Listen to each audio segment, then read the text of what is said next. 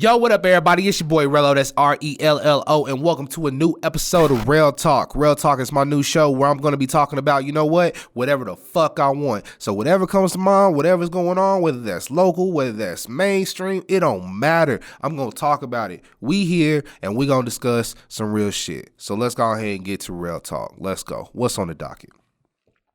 So I don't know if anybody in Wichita, well, you know what? In fact, I know that y'all seen this shit. KSN. So a couple of days ago, or the other day, KSN decided to write an article about how there was littering and trash at Riverside Park. Now, it just so happens to be the exact same, well, the day after that there was a black event held at Riverside, and we got a shout out to AJ Bohannon and his team and everything for throwing that together. It was a great turnout. But KSN created the narrative that the black community that was out at Riverside created this mess. That is completely false. I've spoken to multiple people that were at the event, and they've all spoken and said that they weren't even near the location or area that KSN was speaking on. So my thing is, KSN, what do you get out of making or creating a bad perception of the black community? What exactly do you get from this personally? Because I'm here to tell you that you didn't do your research, and this is unacceptable for you not to do your research, because the fact is, this is the second time in the last few months that I've caught you on this bullshit. This is twice since George Floyd passed away that you decided to be this irresponsible, this selfless, to make a decision to post a comment about an event that a black community threw together where there was no violence, there was no harm, there was no loitering, there was nothing of that nature. In fact, I found out that AJ Bohannon had his kids, and we all know as the black community, AJ Bohannon got a lot of kids, that he had his children cleaning up the park after the event. A couple of months ago, there was, when things were starting to pop off and go, there was a post that was spread around on Facebook and IG, and two young black men were arrested. They say that they weren't arrested, they were taken into questioning. But they were arrested. They were arrested for being accused of creating a post that seemed or deemed as threatening, with no type of evidence. The only thing that they saw is that these young men shared this post just like 1,000 other people. That's issue number one. The next issue is that KSN, smart ass KSN, decided to write an article using these two black men's mugshots as the cover of the article. Shame on you. Shame on you for trying to ruin the image of these two young black men.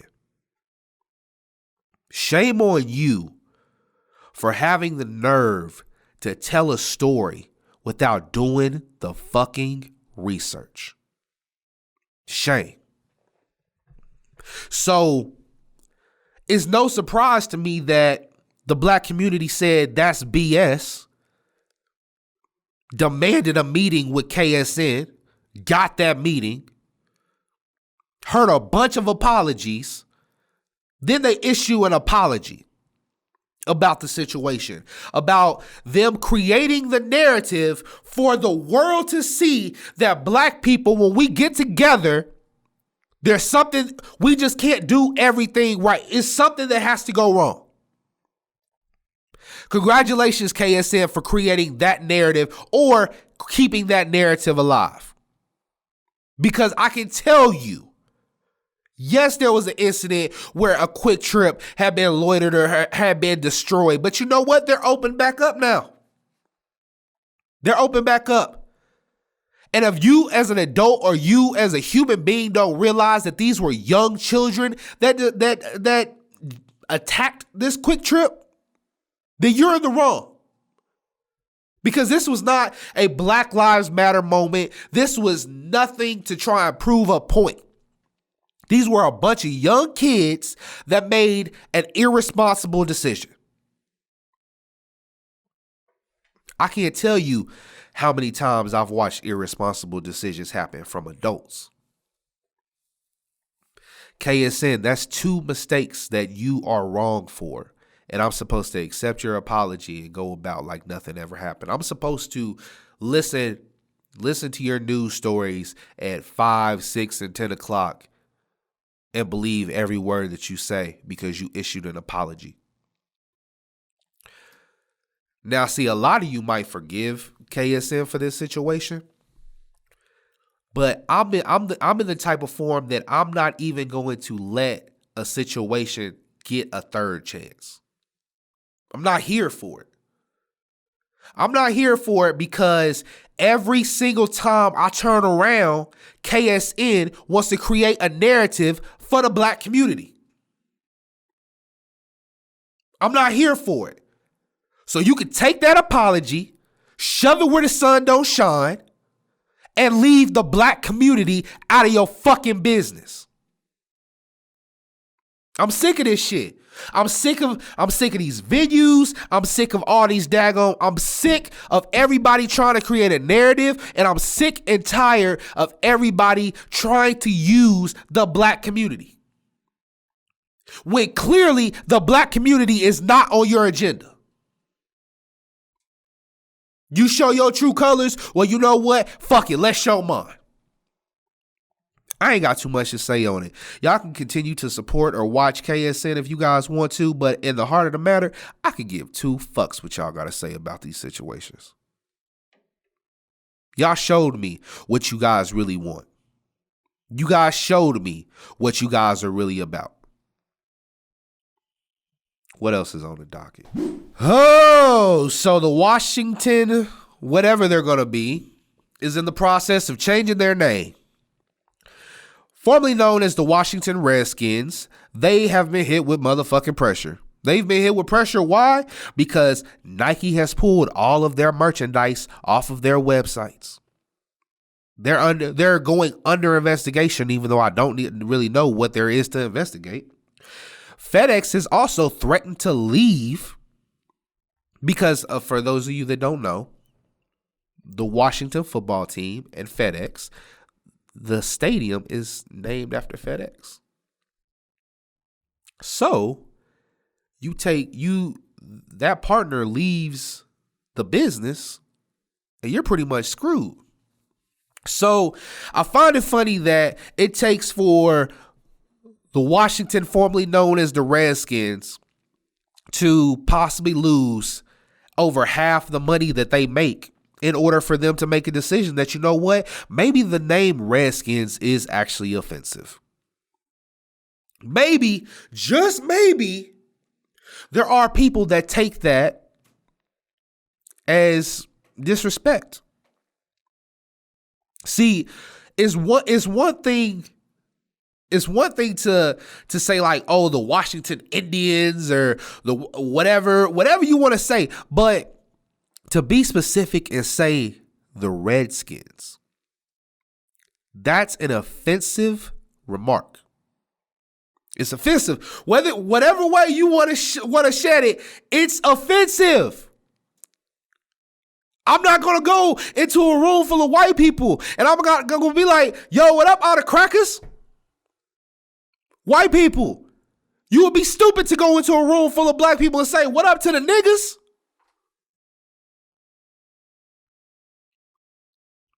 One thing that I don't understand is that for years and years, it seems as though that the Native Americans, the Indians, whatever you want to call it, and I mean this in no disrespect, they've been pushed behind so much They've been left behind in so many conversations. They are left behind in history. Like, we don't know the Trail of Tears. Like, we don't know that they were forced to leave their homes. Like, we don't know that white people came into America and spread these sicknesses and diseases that they had in their country and gave it to the Indians, expecting them to die. Like, this shit never happened. So this just goes to show what type of people we're dealing with as far as the business of this team. In 2014 and 2015, the owner of the Washington, formerly known as the Redskins, made a statement, and he said that he refused and would never change the name. Never. Do you know how self-entitled you have to be for a group of people to tell you this is an offensive word? This disrespects my people. For you to still use it, and you're saying, I don't care how you feel. See, they some years ago, I want to say this was 2009, I believe, they did a vote. And I don't even know who they had asked to vote, but there was a vote, and it's 60% of Native Americans said that they weren't offended by the Redskins name. Well, let me tell you this part.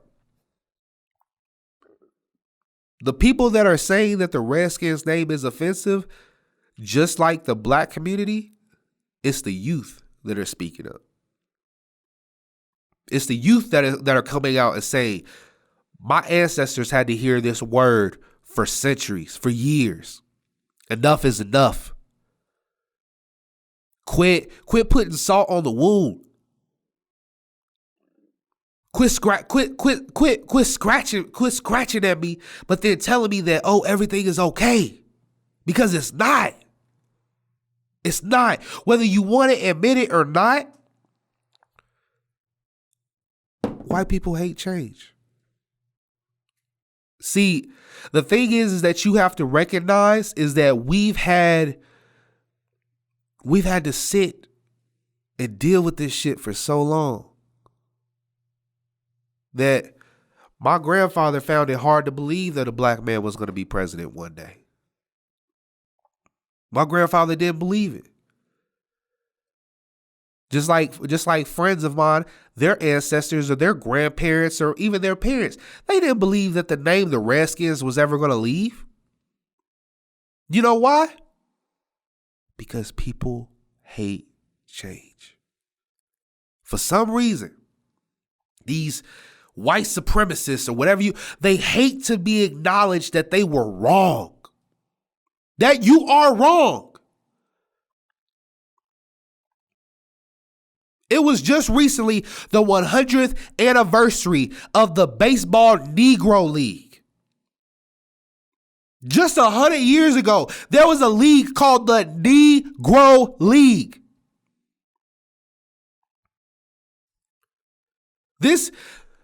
You guys don't realize that this is right in our backyard. This was not too long ago. These were our parents fighting for these rights. These were our grandparents fighting for these rights. So, deal of the matter is, Washington, formerly known as the Redskins, get ready to lose that name, buddy. The name's gone. And the thing that bothers me the most is that with this name leaving, you're just going to make even more money. When you guys change the name, that's more merchandise that has to go out, that has to get sold. That's new introductions, that's new possible sponsors and new possible deals for you. Honest to God, I don't want you guys to make any money, but you know what? At the end of the day, you're going to make bread. I don't feel like you're worthy. I don't feel like you deserve it, especially with an owner like that. So y'all be ready for change. And I definitely need to say this too. North High, you're next. Get ready. North High. It's over. Get over it. Redskins name, we're not using that shit no more. It's gone. If a professional team is going to change that name, you got to do the same thing, buddy. So city council, whatever, school represent, whatever it is, get ready for change. What's on the docket? All right. So now I'm going to talk about something that's a little personal to me. Something that's a little personal as far along the lines of, I have a friend. In fact, he's not a friend, he's a brother. I have a brother that has worked hard to get in the position that he's in now. I know a brother that has made tons and tons of sacrifices for other people. So it came to my surprise when I was tagged in a video by an artist that's locally by the name of Endlyss. And the song is called SITB. It came to my surprise when I watched this video, and I know Endlyss. I've known Endlyss for about, a year and a half, maybe 2 years now. Talented young queen. I hope the best for her career. I don't know what the career is looking like right now, but I hope the best for your career. So, and I'm trying to figure out exactly how I want to say this without disrespecting too many people or being too vocal about what's going on. But for those of you that don't know, in the beginning of Endlyss's career, my brother Troy Andrews was the manager of her. Managed her. Helped push her, catapult her to whatever level she was at. Helped as far as songwriting. Was there for every step of the way. And at some moment and at some point, there became a situation where it was best for both parties to go their separate ways. For the people that don't know, them going their separate ways probably was the best decision. So after they go their separate ways, have you heard my guy mention this situation at all? Have you heard my brother at any moment throw any shade towards this family or throw shade towards this artist that he helped build? No. In fact, being better than me, he wanted to see this person succeed. He wanted to see this person flourish. So, back to the main topic. I'm watching the video, and video, it is what it is. The song, it is what it is. At the end of the video, they decided, and I say they because I know this isn't a decision that was made by Endlyss. They decided to have a scene where there was someone whose hair was fucked up. Somebody's hair was fucked up. They tied them up and they burned the contract in front of this person's eyes. Now, I don't believe that was Endlyss's decision, but so for those of you that don't know, Troy was managing Endlyss. That contract that was burned represented the contract that he had for Endlyss, a management contract. So yes, my brother was doing all this shit out of love, spending money out of his pocket. So Endlyss, that contract was not to benefit Troy. That contract was to benefit you, sweetheart. That contract was to make sure that you get the credit that you deserve. That contract was to make sure that Troy gets the minimum credit that he deserves.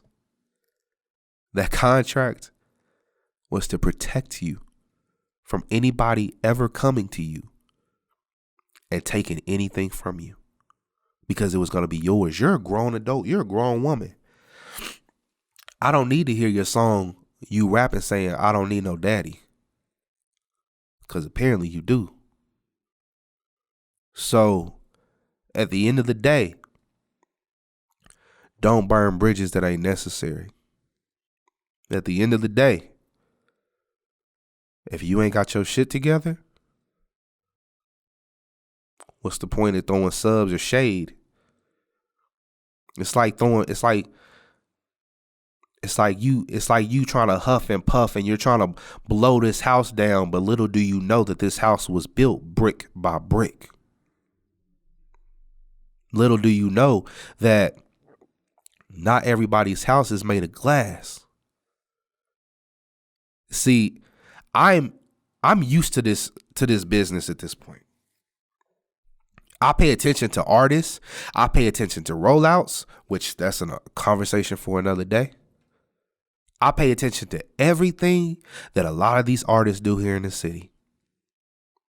And I'm here to tell you, this is as real as it gets, because we on RELL Talk. It was out of line. It wasn't necessary. It was classless. And if it wasn't you that made that decision to do that, then I would have a real strong meditation or thought to myself. Who do I have representing me? So I gotta say, love, I hope the best for you. I hope that you go through a little bit of heartbreak so this next album is fire. And I really hope that you pay attention to what's going on. Because at the end of the day, it's your career. Make the best of it. Don't shoot jabs. Because eventually, Endlyss, you're going to need some interviews. Eventually, Endlyss, you're going to need some videos done. Hit King ain't here in Wichita no more. Be mindful and be careful about what you're talking about. And that's all I got to say on that, Mark. So what else is on the docket? So I just want to make a public statement, and I want to speak and represent for myself. This is Rello, RELLO, speaking directly to the listeners, and this is from me directly. I ask that my listeners please do not associate me with any other business or any other partnership besides RELL Talk, Rellism, and Vibe Wichita. I don't need to go into detail about anything. I don't need to explain anything. I'm good over here. I'm great. I'm starting the show solely with me, and I'm going to be able to talk about and get everything off that I want to say. I have Rellism still going. I have a crazy lineup of guests coming that I can't wait to show you guys. So all that other nonsense, I'm looking dead at the camera as I say this. I'm not here for it. I go by the name of Rello. That's RELLO. Northside native. Wichita King. Just a Midwest nigga. A part of Vibe Wichita and trying to create some of the best content that there is, not out here in just the city, but the world. So, as we go on this journey, everybody, I hope you guys get to know me a little bit more personally.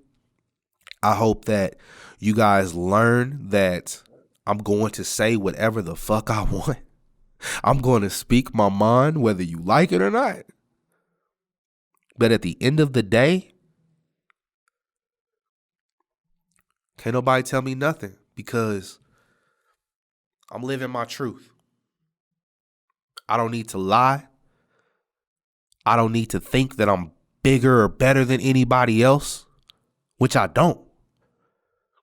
Why is it that when somebody takes themselves a little bit further and does better for themselves and does good for themselves.